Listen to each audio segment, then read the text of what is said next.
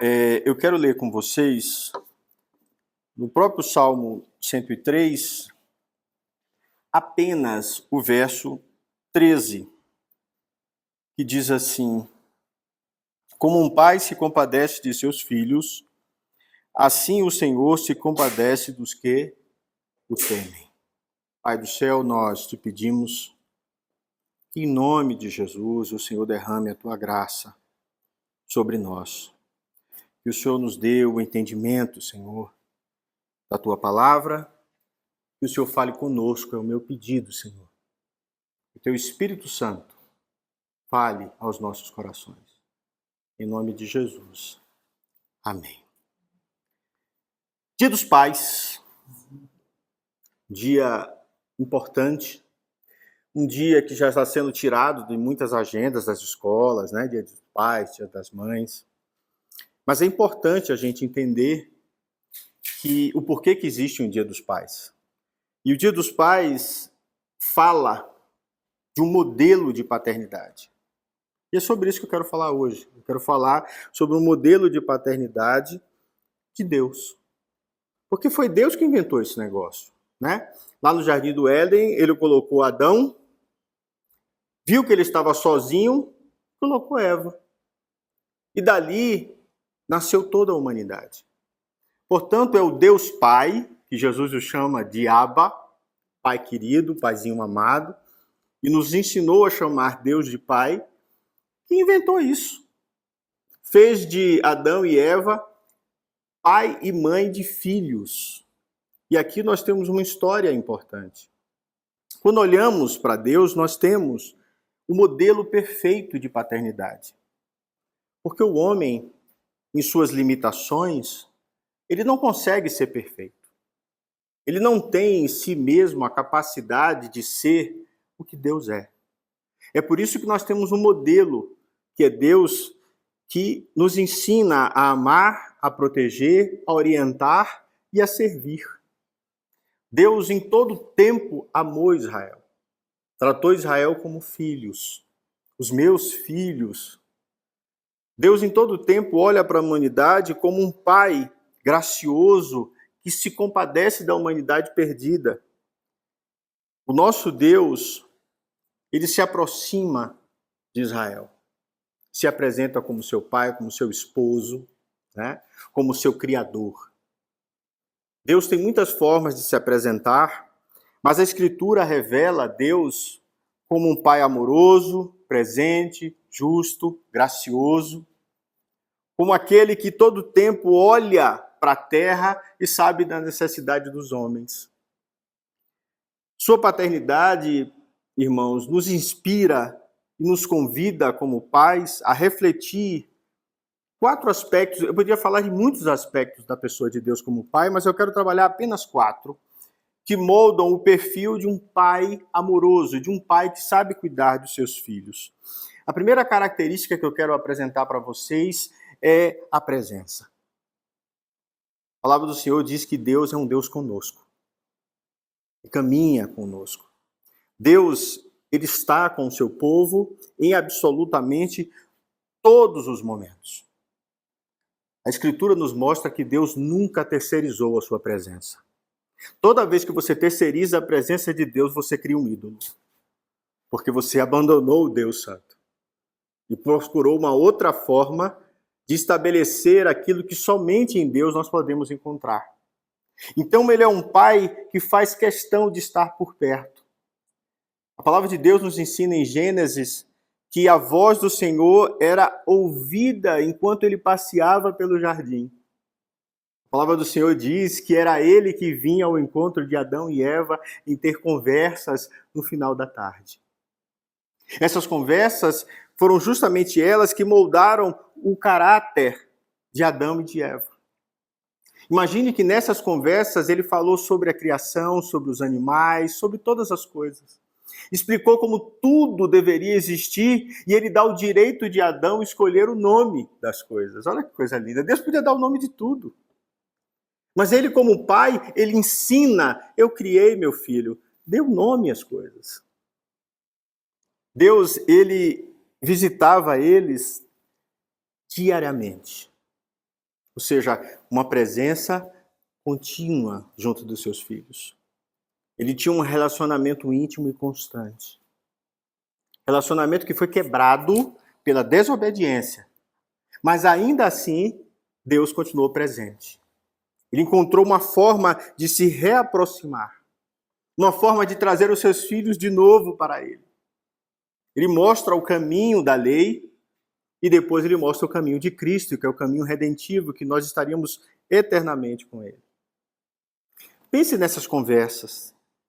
Como ele construiu e moldou a vida de Adão e de Eva. Como um pai que sabe exatamente o que os nossos filhos precisam. Perceba que quando o povo de Deus se afasta e sai do jardim do Éden, Deus encontra uma forma de trazê-los de volta. Por exemplo, quando eles estão em desobediência e são levados para o cativeiro, diz o texto que o Senhor cuidava deles todo o tempo. E não aconteceu somente lá. Quando eles saem do Egito, a palavra do Senhor diz que o Senhor ia adiante deles. De dia, com as nuvens nos céus, e à noite, com a coluna de fogo. Deus estava continuamente presente em toda aquela caminhada.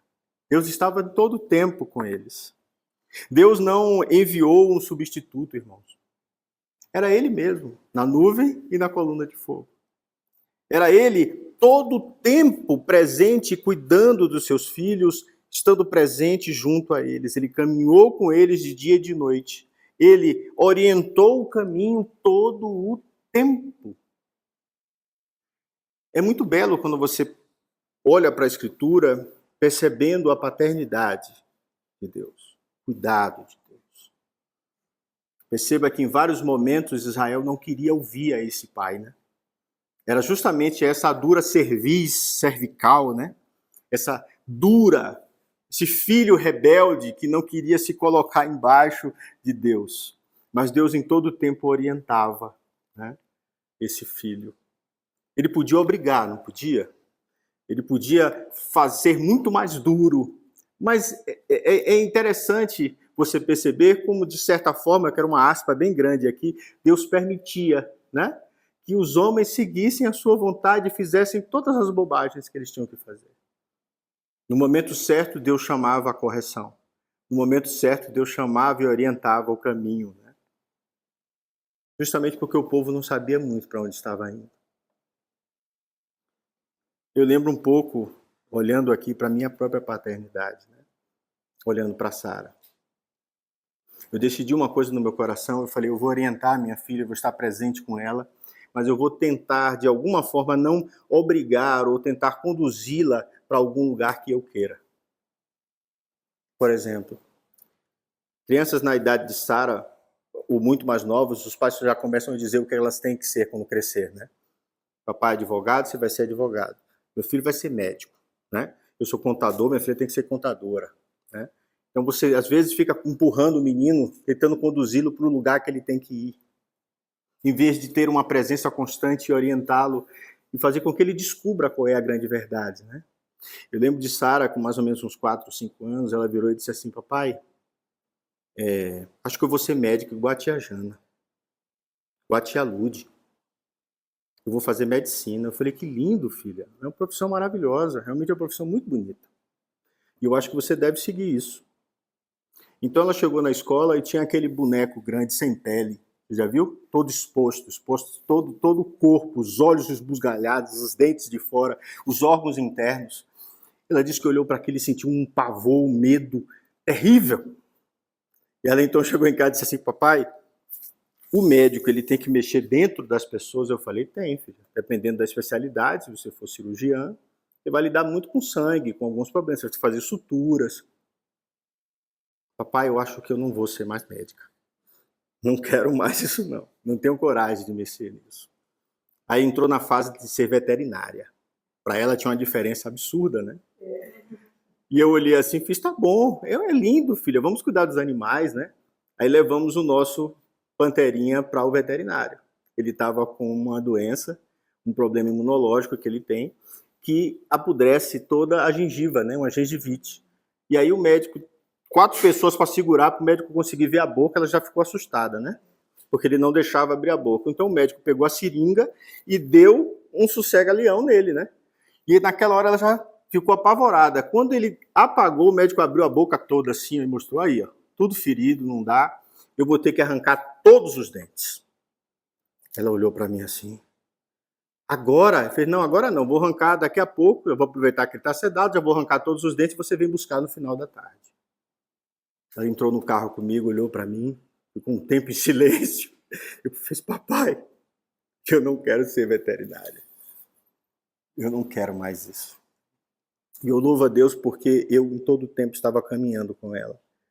E ela fez, o que é que você acha, papai, que eu sou boa? Eu falei, não sei, filha, você é boa em muitas coisas, mas nós precisamos descobrir. O professor na escola disse assim, Sara, você é divina em desenho. Você desenha muito bem, você é muito criativa, você sabe criar imagens, desenhos, formas, figuras.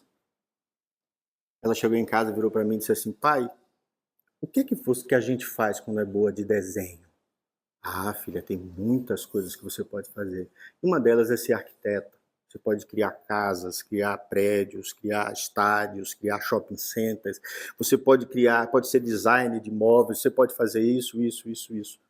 Mas assim como a medicina e a veterinária, você precisa descobrir se é isso mesmo que você quer. Ela até hoje continua dizendo que ela quer ser arquiteta, que ela se achou nesse lugar. E eu louvo a Deus porque, sem ela perceber, eu estava todo o tempo conduzindo também ela, ensinando-a. Mas eu não quero que essa escolha seja minha. Essa escolha precisa ser dela. Percebe que Deus podia pegar seu coração e fazer com que você o amasse enlouquecidamente e não amasse mais ninguém? Você sabe disso? Que Deus tem esse poder? De fazer você quedar-se e não olhar nem para o lado, mas Deus quer que você o ame por quem Ele é. Um pai, ele orienta o filho. A lei é uma orientação. A lei é um ensino. A lei é Deus dizendo, eu estou aqui todo o tempo, eu estou presente, estou com vocês em todo instante. Um pai, ele não tem todas as respostas. Mas se ele estiver presente ao lado de seus filhos, ele vai ajudá-los a encontrar todas essas respostas. Nós somos caídos. Nós precisamos dessa orientação divina e Deus, em sua misericórdia, Ele, com sua presença, Ele nos acalma, Ele nos ensina, Ele nos protege e nos mostra o caminho em que devemos andar. Segundo aspecto que eu quero que você perceba, primeiro é a presença de Deus todo o tempo com o seu povo. O segundo é a graça. Um pai, ele deve corrigir com firmeza, mas nunca abandonar. Deus é exatamente essa pessoa. Ele corrige Israel com uma mão firme, ele corrige Israel de tal forma que envia para o cativeiro, mas ele não deixa os seus filhos sozinhos. A graça de Deus, irmãos, a gente precisa entender, não é ausência de correção. Ah, Deus é gracioso e Deus não corrige. Não, Deus corrige sim, mas é uma correção com amor e com paciência. A palavra do Senhor em Hebreus diz que porque o Senhor corrige a quem ama e castiga todo filho a quem recebe. Ele corrigiu Israel enviando para o cativeiro. Ele cumpriu a sua palavra de Deuteronômio 28, que fala sobre as bênçãos da obediência e as maldições da desobediência. E dentre as maldições tem que toda vez que Israel fosse rebelde e duro, viria contra Israel espada. E foi exatamente isso que ocorreu. A Babilônia levantou-se contra Israel e levou o cativo para a Babilônia. Você sabe o que é lindo você perceber? É que essa disciplina de Deus não era uma punição, como a gente sempre fala. Era uma formação. Ele estava trazendo Israel à lucidez, a compreender o que eles estavam fazendo, a idolatria que eles estavam vivendo. Tanto é verdade que lá dentro da correção, lá dentro do momento em que eles estão como escravos na Babilônia, é que nascem as sinagogas. A sinagoga nasce no momento de correção, ou seja, eu volto para Deus, eu volto para a Escritura, nasce o partido dos fariseus, que significa santos. Eles voltam a ensinar a palavra, voltam a ter os momentos de oração, voltam a santificar o sábado e começam a escrever vários salmos dizendo que eles querem voltar para casa, que eles estão com saudades de Israel, que eles estão com saudade do templo e estão com saudades do Senhor. Percebe a importância da correção? Lá eles voltam a clamar a Deus, o que eles tinham parado de fazer quando estavam em Jerusalém. Um pai, ele corrige e traz o seu filho. Jeremias diz assim, no capítulo 3, verso 14, volta, ó filho rebelde, porque eu sou o teu esposo. Volta, ó filho rebelde.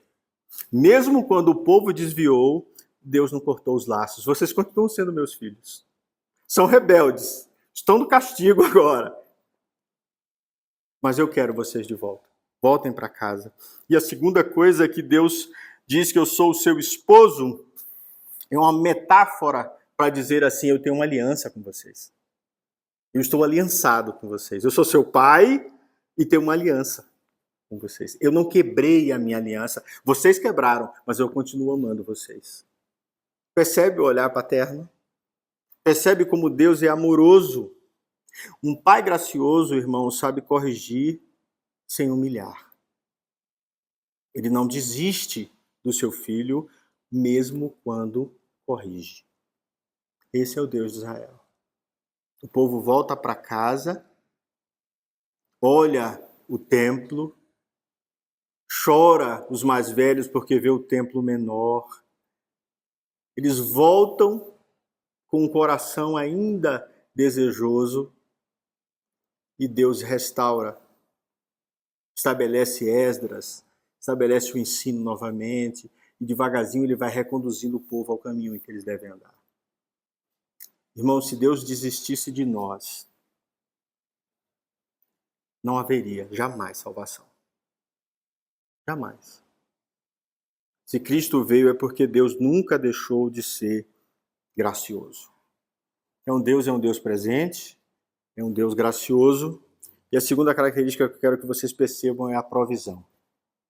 Um bom pai, ele é provedor. Ele cuida dos seus filhos. Ele sabe do que é preciso antes mesmo de pedirmos. Jesus ensina isso quando ele vai falar sobre as vicissitudes no livro de Mateus, no capítulo 6, no seu Sermão do Monte. Ele diz que o pai sabe de todas as coisas que vocês precisam, antes de você pedir. Portanto, buscai o Senhor sobre todas as coisas, e essas coisas que você precisa serão acrescentadas. A linguagem bíblica é que Deus Pai é um Deus provedor. É um Deus que cuida das necessidades antes mesmo de expressarmos. Nós, pais terrenos, temos esses poderes. A gente olha para o nosso filho, a gente sabe que quando ele está angustiado. A gente sabe o que é que ele está precisando. Um pai que tem uma boa leitura consegue saber qual é a angústia do filho quando ele está com medo ou o que ele realmente precisa. Nós herdamos isso do nosso Pai Celestial, que sabe exatamente aquilo que estamos precisando. É Ele que conhece os nossos anseios e cuida de nós com zelo antecipado. A gente às vezes não consegue entender isso. Deus antecipa aquilo que precisamos, às vezes colocando justamente uma provação, um momento de dificuldade, para que talhe o nosso coração, para que recebamos aquilo que precisamos. Se nos falta paciência, Deus normalmente manda tribulação. Porque dentro da tribulação e dentro do tempo que parece ser mais longo, que você aprende a ter paciência. Percebe? Deus é um Pai que dentro da história constrói no nosso coração aquilo que nós precisamos ter. Lembra do que eu falei ali, daqueles dois meninos? O que era mais pessimista e o que era mais otimista? Deus vai talhando o nosso coração de acordo com aquilo que precisamos, para que possamos pensar e viver conforme Cristo.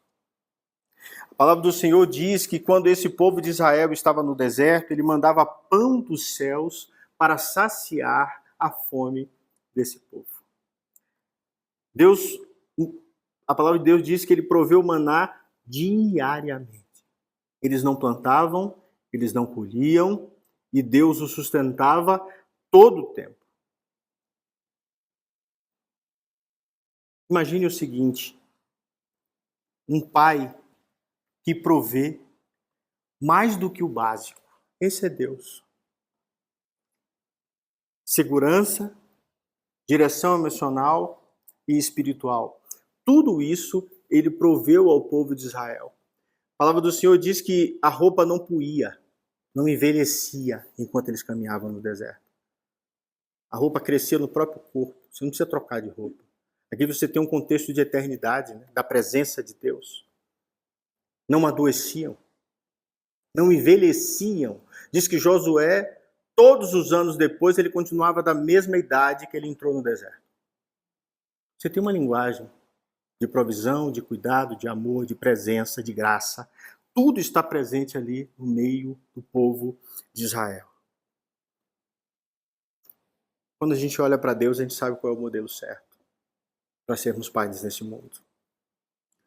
Quarto aspecto que eu quero que você perceba: se o primeiro é presença, o segundo é graça, o terceiro é provisão, o último aspecto que eu quero que você perceba para que sejamos bons pais e olhar para Deus como um pai provedor, o último é propósito. Não apenas Deus supriu Israel, mas ele deu direção a Israel. Aquela nuvem que caminhava e aquela coluna de fogo conduzia o seu povo exatamente ao que eles precisavam. Entenda que Egito até Canaã são apenas 11 dias de caminhada. É daqui até aqui. Mas a desobediência deles fez com que Deus fizesse com que eles ficassem dando voltas por 40 anos dentro do deserto. Tinha um propósito com isso. Talhar o coração deles e ensinar a dependência de Deus e tirar deles o Egito. Enquanto eles caminhavam e recebiam maná, eles diziam: o Senhor nos manda esse pão imundo. Ah, que saudade das cebolas. Eles tinham saudade das cebolas do Egito. Eles estavam cheios do Egito ainda. Eles não conseguiam olhar para Deus como um Deus maravilhoso, gracioso, provedor, cuidadoso, que dá para eles um propósito eterno. Nada disso estava no coração de Israel. Então Deus faz com que esse povo comece a caminhar em círculos dentro do deserto. E a palavra de Deus diz que de todos aqueles que saíram, só entrou em Canaã Josué e Calebe. Nenhum que olhava para Deus como uma pessoa ruim, ou como não provedor, como não davam aquilo que eles queriam, nenhum desses entrou. Nenhum que conseguiu, que não conseguiu ver Deus como pai, entrou na Nova Canaã. Isso tem uma linguagem bíblica, né? O propósito de Deus é talhar o coração deles segundo Cristo. Os que nasciam no deserto, conheciam o deserto, achavam Deus maravilhoso. Os filhos de todos esses eram pessoas que amavam a Deus porque viam todos os dias a comida chegar. E aquilo era importante para eles. Consegue perceber isso? Deus, de forma maravilhosa, deu um propósito para eles. A palavra propósito vem do latim proponere, que significa colocar à frente, expor à vista. Deus fez isso todo o tempo. Deus foi à frente deles, mostrou o caminho. Todo o tempo estava colocando-se à frente de Israel, mostrando quem ele era. Jeremias, no capítulo 29, verso 11, ele diz assim: eu é que sei os pensamentos que tenho para convosco. Pensamentos de paz e não de mal. Perceba que o povo dizia assim: o Senhor, Moisés, mandou você nos tirar do Egito para a gente vir morrer de fome aqui. Era um pensamento mal, não era? E na realidade o pensamento de Deus era outro, era talhar o coração, era fazer passar pelo deserto, era se aproximar mais dele. Deus apontava o caminho, dizia, eu estou convosco, eu estou te dando de comer, você não envelhece nem adoece, e você continua achando ruim. Deus tem planos, irmãos, para o futuro dos seus filhos. Ele tinha um plano para Israel, que só foi se cumprir cabalmente na pessoa de Jesus, e que só vai estar pleno quando estivermos na Nova Jerusalém Celeste, todos nós santos, perfeitos, sem adoecer, sem nada. Tudo isso já estava traçado no coração de Deus. Quando Deus diz a Abraão, sai da sua terra, vai para a terra que eu te mostrarei, ele está indo à frente. Ele está dando um propósito para Abraão. Ele está fazendo com que nasça todas as tribos, todos os filhos de Israel. Ele está vendo tudo isso antes de nós. Como um pai, Deus tirou Abraão do lugar de conforto e lhe deu um novo destino com significado, exatamente o que Deus fez conosco quando nos apresentou Jesus Cristo. Sai da sua parentela, sai deste mundo que você está e entra para a igreja, para o meu povo, para aqueles que eu chamei. Entenda, nós como pais, quando somos guiados por Deus, nós não apenas mantemos o nosso filho vivo, nós ajudamos aos nossos filhos a viverem com propósito, indicando a direção para eles. Como eu disse que fiz com Sara, sem que ela percebesse, eu estou conduzindo-a todo o tempo. Não a obrigando, mas ensinando o caminho que ela deve andar. Vamos concluir? Pegue essa imagem de Deus, esse Pai justo, maravilhoso e santo, e olhe para a realidade do Pai nos dias de hoje. Nos dias atuais, o papel do Pai está sendo redefinido, questionado e reconstruído. Em alguns casos, até esquecido. O cinema, vou dar apenas 2 exemplos. Você tinha um personagem como Thor, que era austero, sábio, controlava todas as suas emoções. Teve um pai terrível que foi Odin, mas ainda assim ele permanecia íntegro. No filme Thor, ele é um tonto. Não domina suas próprias emoções, um bêbado. É completamente desconstruído a imagem dele, e no final ele é pai de uma criança. E eu fiquei pensando como é que conseguem desconstruir completamente a imagem de um homem? O novo super-homem, tudo que ele faz dá errado. É um tonto também. Você pensa que isso não está sendo ensinado? Quem era o super-homem no primeiro filme? Austero, apaixonado pelo pai e pela mãe. Tinha nos dois a imagem do caráter que foi formado nele, que era o caráter do pai. Mesmo sendo adotivo, não era Kal-El, o seu grande pai, aquele que está lá. Eram pais terrenos, mais fracos do que ele, mas que lhe ensinaram caráter, a ponto dele fazer a terra rodar ao contrário para salvar a mulher que amava.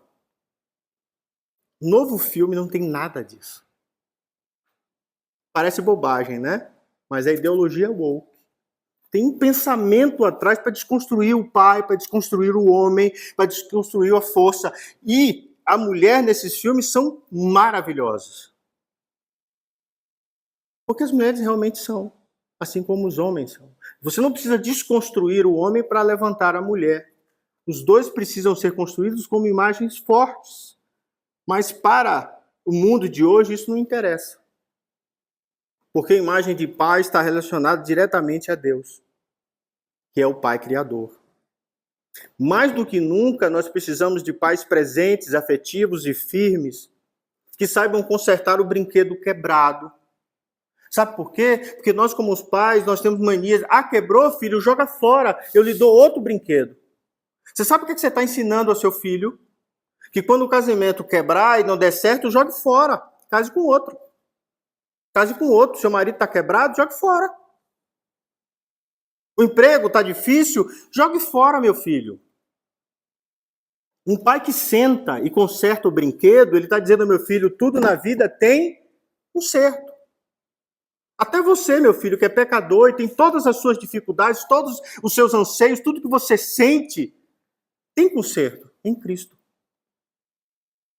Você tem uma linguagem importante que está se acabando, porque a gente vai facilitando a vida dos nossos filhos. No deserto, Deus facilitou a vida deles? Não, a vida no deserto foi muito difícil e revelou exatamente que eles não amavam a Deus. Paulo percebe isso e diz: os nossos pais abandonaram o Senhor. Mas a geração que passou dificuldade, que sofreu, que passou fome, que já nasceu no deserto, esses amavam, eram loucos pelo Senhor, porque entenderam o que estava acontecendo ali. Deus estava consertando a vida deles.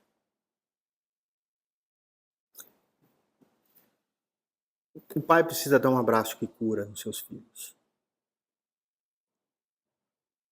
Eu podia falar 1000 coisas sobre as mães também, mas hoje eu estou falando só sobre os pais. Porque normalmente o abraço que a gente procura é o colo da mãe, porque é útero. Mas o colo do pai também é importante. É protetor. Ser pai é não saber tudo, mas estar disposto a aprender, entende? Eu lembro do meu pânico quando eu vi aquela criança. Eu falei, meu Deus, é minha filha, e agora? E aí você pensa no mundo mal, aí você pensa em tudo que está sendo ensinado, aí você pensa nas suas limitações, e Deus está dizendo assim, não, meu filho, só cuide dela. Cuide como eu cuidei de você, seja presente na vida dela, sabe? Seja gracioso, ensine o caminho, corrija, mas ame antes de qualquer coisa. Ame continuamente. Como eu amei você e como eu amo Israel. Um pai, irmãos, ele valoriza o esforço, não apenas o resultado. Estamos num mundo que só olhamos para o resultado. Só o resultado. Só o resultado. Sem entender que o caminho é que é importante. Sem entender que às vezes é na derrota que aprendemos mais do que quando vencemos. Porque quando você vence, você fez tudo certo. Está tudo certo. Mas quando você é derrotado ou quando a derrota vem, é que você tem que analisar o porquê. E é ali que você aprende. É ali que você cresce, é ali que você cria caráter, é ali que você cria força. Deus, ele constrói o caráter junto com seu filho. E ele ensina que a vida não é viver somente para si, mas para os outros. Ele pega o que tem de mais precioso, que é o seu próprio filho Jesus, e entrega para morrer pelos outros, pelos aqueles que não merecem. Deus mostra o que é altruísmo, né? Ele faz isso o tempo todo conosco, irmãos. Ele é extremamente gracioso. A palavra de Deus diz que eis que eu estou convosco até a consumação dos séculos. Jesus estabeleceu a presença de Deus por toda a eternidade em nós. Está conosco todo o tempo, sempre presente. O que Deus fazia naqueles encontros diários está perfeito agora no Espírito Santo que habita cada um de nós. A graça que ele derramou sobre Israel, não atenuando a pena, em vez de condenar imediatamente ao inferno, ele diz à mulher, você terá filho com dores, e ao homem ele diz, olha, você vai suar e vai plantar e trabalhar com o suor do seu rosto. Ele atenuou a pena e agora nos deu Cristo. Nos livrou desse lugar de inferno. Eu quero encerrar dizendo o seguinte: ensina a criança no caminho que ela deve andar, e ela não se desviará dele quando crescer. O amor de pai, irmãos, não é barganha. Filho, faça isso que eu lhe dou aquilo. Você não está criando um filho da forma correta. Muito menos quando você diz, faça porque eu sou seu pai e eu quero. O filho, ele deve vir e deve fazer aquilo que precisa ser feito. Eu estava em casa agora e Sara disse para mim, pai, eu não vou para a igreja, não estou conseguindo mover o pescoço. Eu sei, filha, é difícil. Mas está doendo. Eu fiz, eu sei, é difícil. A mãe já tinha conversado com ela, hoje é dia dos pais. Ela falou, eu não vou. Eu cheguei pertinho dela e disse assim, filha, tudo bem, tudo certo. Segunda-feira você vai para a escola? Ela fez, vou. Aí eu falei assim, então a escola é mais importante do que Deus Pai. Hoje é dia dos pais. Deus é pai e eu sou seu pai. E os dois que você precisa honrar, você não vai honrar porque está com dor, mas vai cumprir a sua responsabilidade na segunda, né? Papai, eu me importo. Eu falei, não, importar é trazer para dentro. Importar é estar aqui fora e eu trago para dentro de mim. Isso que é importar. E se você se importa com Deus e comigo, você vai à igreja. Não porque eu estou mandando. Você vai fazer aquilo que você quer fazer. Você quer ficar em casa? Você vai ficar em casa. Eu não vou lhe obrigar. Saí. Ela passou pelo corredor. Tá, pai! Eu vou! E aí depois virou para mim e disse assim, desculpa, pai. Entende? É assim que Jesus ensina. O amor de Deus nos constrange. Não nos obriga. Constrange. Esse é o amor de Deus Pai. Esse é o amor pelo qual Jesus foi à cruz. Mesmo pedindo para que afastasse dele o cálice. Portanto, eu quero encerrar minha última fala. Os nossos filhos são importantes demais para a gente desistir. Porque Deus não desistiu de nós. O papel do pai é essencial demais para se apagar. E olha que eu estou falando de uma criança que foi criada praticamente sem pai. Meu pai foi embora, eu tinha 8 anos. Eu tive um pai, que foi a minha mãe. Mas eu sei o lugar vago que Deus preencheu meu coração. Eu rogo a Deus para que nós sejamos pais que olham com os nossos filhos com esses aspectos que Deus nos ensina. Eu rogo a Deus que mesmo nós, como pais, sendo falhos, o amor de Deus transforme as nossas forças e nos ensine a levar o nosso filho pelo caminho da fé.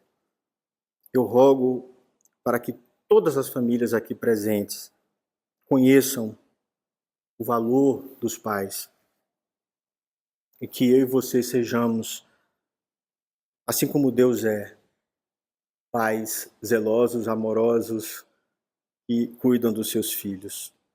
Feliz Dia dos Pais. Vamos orar?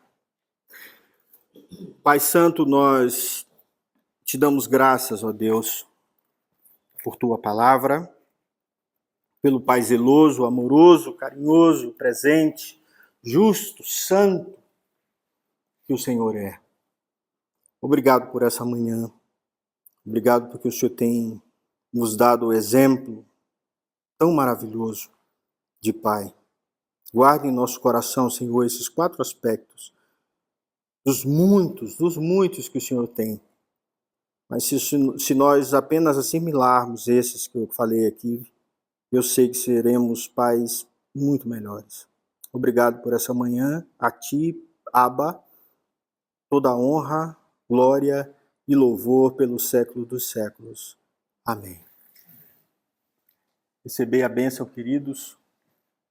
Que a paz e a graça do nosso Senhor Jesus Cristo sejam sobre vós, aqui nesse lugar, aqui no Lago Norte, sobre a Igreja de Cristo espalhada sobre toda a terra. Amém.